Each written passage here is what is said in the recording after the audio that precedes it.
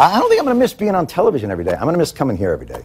And this is where I love the people here. They're the best. They're creative and collaborative and kind, and that's alliterative, but it's cheating because it's a K. But you understand what I'm saying. I love them and respect them so much. We love you guys. Yeah! Jon Stewart never called himself a journalist, never tried to hide the fact that The Daily Show was all about the news, but with a comedic and sarcastic twist. Yet the millennial generation seems to have bought into him as being a truth teller of the news and often quotes him as a factual source. With Stewart leaving soon, let's deal with the discussion of damage to a generation and where they go next for their version of the news. Our guest is the associate editor of the Weekly Standard, who wrote about this issue in a recent column entitled The Myth of Jon Stewart's Millennial Following. Let's welcome Ethan Epstein to MidPoint. Ethan, thanks for being here. Thank you very much for having me. Ethan, how dare you question something like this? As you point out in the article, you said what Walter Cronkite was to an entire generation, an utterly trusted voice, Stewart has been to millennials. That is according to a writer in the Boston Globe. Ethan, we are told that this is what millennials always wanted.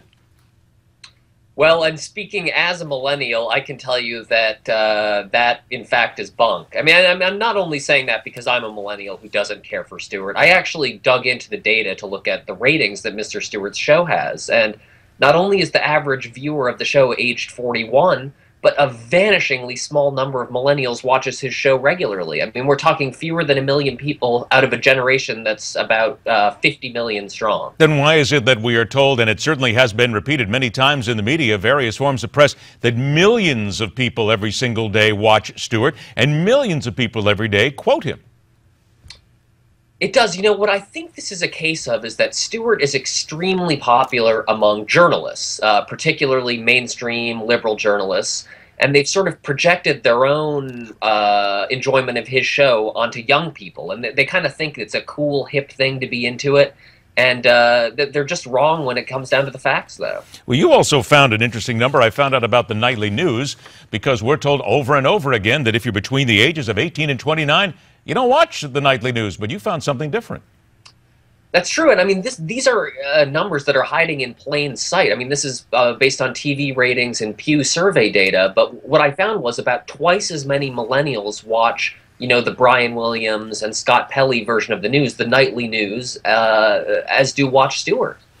But let's be really honest here. I mean, what he did, he lasted for a long time, and I don't think whether we're in journalism or not, we cannot look past the fact that Jon Stewart changed the way that people look at news, either from a positive or a negative source. It seems as if more people talk about the news because he makes fun of it.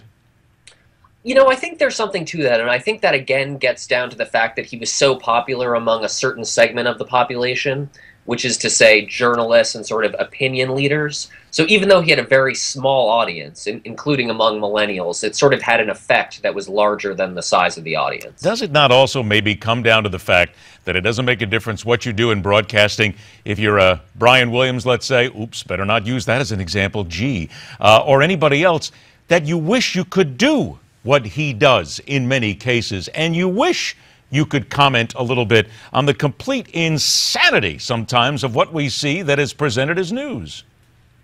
That's a fair point. I mean, he gets to sort of inject his own beliefs into the news in a way that most journalists at least have to be more subtle about.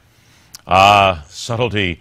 We don't usually try to use subtlety because some people don't quite get it. I got about a minute left here. So, Ethan, where do the millennials go, or the millennials who did watch him, or the non-millennials? Where do they go now that Jon Stewart will disappear?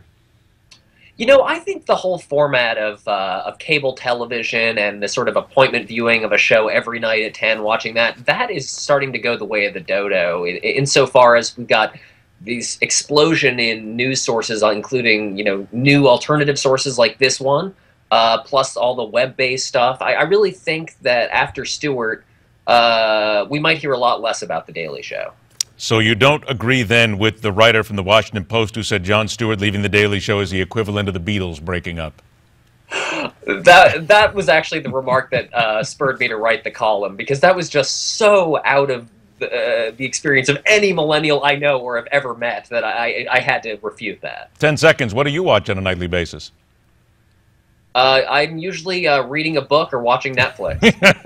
Come on. You got to go ahead and get back to the network news. You need to be part of this whole re-revolution again. Ethan, fascinating column, a lot of fun. It points out some really solid numbers that I think people need to look at, and maybe it bodes well for our business. Ethan Epstein, thanks so much for joining us. Thanks so much. All right. There is perhaps no more interesting case of government corruption these days than the dealings in Argentina. Add a few fighter jets to the mix, and you have a president seeming to get ready for another invasion. That's next, where we question everything right here on MidPoint.